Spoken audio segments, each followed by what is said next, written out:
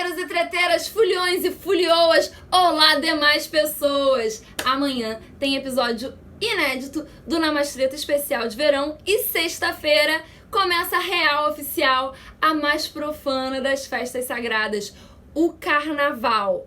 Eu já tô aqui, toda preparada no meu look carnavalesco, para falar para vocês sobre Dioniso, esse deus tão incrível que eu sou apaixonada. Gente, falou de Dioniso, falou com o meu coração. Já escrevi TCC sobre ele, é um amor louco.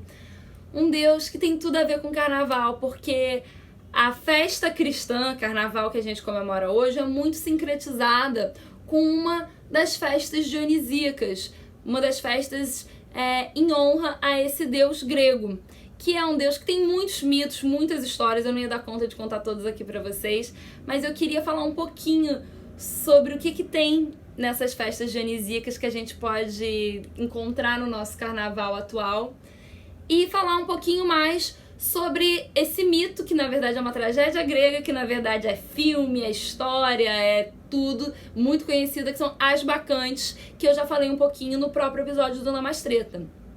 Então, vamos começar do começo? Dioniso, ele é um deus da inversão. Ele é um deus dos estrangeiros, dos excluídos, dos oprimidos, daqueles que não têm lugar. E ele pede justamente para que a gente afrouxe as amarras, abra espaço entre as estruturas para o caos. Porque parcelas de caos, caos em parcimônia, dá espaço para a gente conseguir viver uma vida estruturada. Porque se a gente ficar nessa noia de fazer tudo certo e não dar nenhum espaço para a loucura, a gente é punido por Dioniso com a mania. Aqueles que não aceitam Dioniso são punidos com a loucura. Aqueles que não aceitam a loucura ficam loucos. Então, Dioniso é esse deus que é um deus que traz à tona o outro dentro de você. Ele é o patrono do teatro, porque ele é sobre isso também. Trazer o outro dentro de você à tona, aquele que está por detrás da máscara. Então, máscaras, carnaval, as máscaras do teatro grego, tudo isso começou nas ditirambas dionisíacas, que são essas festas de Dioniso. Dioniso, como ele é um deus outsider, os seus templos são fora da cidade. Mas ele pede para que 4 vezes no ano ele seja louvado dentro das cidades. As cidades gregas, que são as polis, são muito estruturadas, são todas sobre regra. Então elas abrem espaço para inversão durante essas festas para poder seguir o resto do ano estruturada. Uma dessas festas acontece justamente no período de final de fevereiro, começo de março, que nem o nosso carnaval. E alguns dos elementos que tem a ver com o nosso carnaval e essas festas, eu posso falar que, por exemplo, tem um cortejo, porque Dioniso ele sempre é acompanhado de um cortejo de sátiros e ninfas, que são mulheres seminuas e homens meio selvagens com muitos instrumentos, batucando, gritando, fazendo música, fazendo uma algazarra, uma bagunça e sendo livre.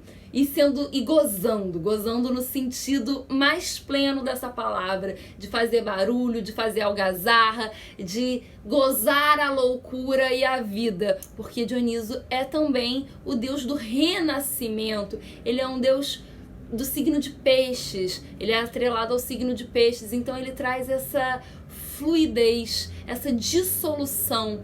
Ele pede pra gente dissolver um pouco a ordem e as amarras, para dar espaço para algo um pouco mais lírico, um pouco mais poético e metafórico, apesar de Dioniso fazer poesia literal, porque ele é um deus da carne, do corpo.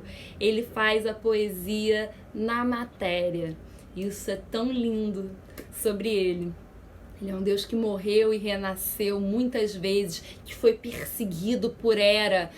E Hera, ela é a matriarca, ela é justamente aquela que fala sobre a ordem civilizatória das estruturas, e ela perseguiu muitíssimo Dioniso desde antes dele nascer, e ele sempre foi dando um jeito de fazer festa na fresta. E o carnaval é sobre isso, Dioniso é sobre isso.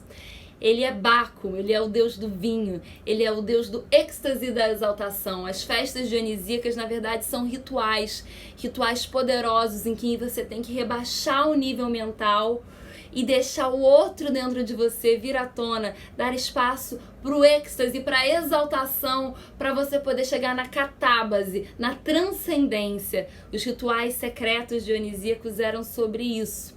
E nas bacantes, a gente escuta uma história de que Dioniso, com suas vestes mortais de sacerdote de Dioniso, porque um deus nunca pode aparecer em sua plenitude para os mortais, adentrou a sua cidade natal, porque apesar dele ser um deus dos excluídos, sua mãe era uma mortal, Semele, que vivia numa cidade grega, então ele queria ser aceito na sua cidade de origem, sabe? E aí ele chegou lá e o seu tio, que não sabia que era seu tio, era o rei do momento e não aceitou que a cidade louvasse Dionísio e suas festas, quando seu cortejo de bacantes e loucos e sacerdotes travestidos de mulheres chegou na cidade, porque estava causando um fuzuê danado, né, minha gente? Dionísio estava vestido de sacerdote travesti. Gente, isso é muito carnavalesco, né, não? E aí o rei falou que não ia dar espaço para aqueles loucos, aqueles vagabundos que tinham chegado, que não ia deixar louvar Dioniso coisa nenhuma, que ele era um deus estrangeiro, um deus agrário, um deus quase falando que era um deus menor. E aí Dioniso, deixa estar, lançou a mania entre as mulheres da polis. Então todas aquelas matriarcas, aquelas carolas enrustidas ficaram maníacas e loucas e seguiram para a periferia, para os bosques, para ficar junto com as bacantes, em volta de fogueira, seminua, gritando e dançando a noite inteira, e deixou o povo da polis curiosíssimo para saber o que era, mas mesmo assim o rei não deixou que Dioniso fosse cultuado dentro da cidade e mandou prender aquele sacerdote travesti vagabundo que estava ali na cidade. Dioniso então foi preso e a loucura, a mania ficou ainda mais forte na cidade. Então o rei, preocupado, sem saber o que fazer, foi até a prisão onde ele tinha prendido o tal sacerdote, conversar com ele. E numa cena dialética em que Dioniso bota aquele rei no saco, ele dá a ideia de que então o rei podia ver com seus próprios olhos o que estava acontecendo lá nos bosques. Afinal de contas, ele não estava curioso para saber como é que eram essas mulheres bacantes, seminuas, selvagens, dançando no meio dos filhotes de animais selvagens, dançando em volta das fogueiras, sem nunca se cansar, noite após noite, dia e noite, virando, bêbadas com o mais profundo e profano néctar das uvas. Ele não estava curiosíssimo para saber como é que era isso? Por que ele não se fantasiava e ia, sem ninguém saber, ver como é que era? O rei fez exatamente isso. Se fantasiou, botou uma maquiagem de oriental e subiu em cima de uma árvore no bosque. Quando anoiteceu, ele viu toda aquela festa, todas aquelas mulheres enlouquecidas, no meio de animais, de filhotes de animais selvagens, como se elas fossem os próprios animais selvagens. Elas pareciam estar felicíssimas, elas gozavam, elas deliravam, elas reviravam os olhos e as cabeças sem nunca parar no meio dos tambores, em volta da fogueira. E ele quis chegar mais perto para ver aquilo, porque parecia que sua própria mãe e suas tias estavam ali. Quando ele se aproximou, a árvore quebrou e ele caiu no chão, denunciando para todos o seu esconderijo. Então, as mulheres olharam para ele ainda enfeitiçadas, e no meio do êxtase, da loucura, aquelas mulheres que eram suas tias e sua mãe e várias outras mulheres acharam que se tratava de um filhote de leão. E, possuídas pela fúria louca de quem se reprimiu a vida inteira, voaram em cima dele e destroçaram o rei vivo em 1000 pedaços, botando a cabeça dele em cima de uma estaca e correndo pela cidade. Quando o êxtase passou e sua mãe e suas tias viram que aquele filhote de leão, na verdade, era o seu querido rei, elas ficaram desoladas.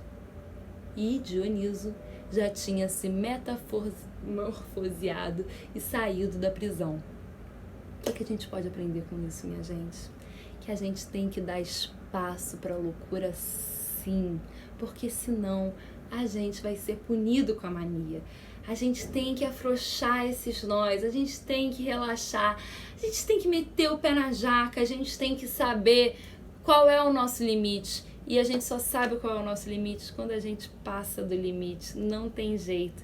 Então bora curtir o carnaval, bora louvar Dioniso, esse Deus sagrado e profano.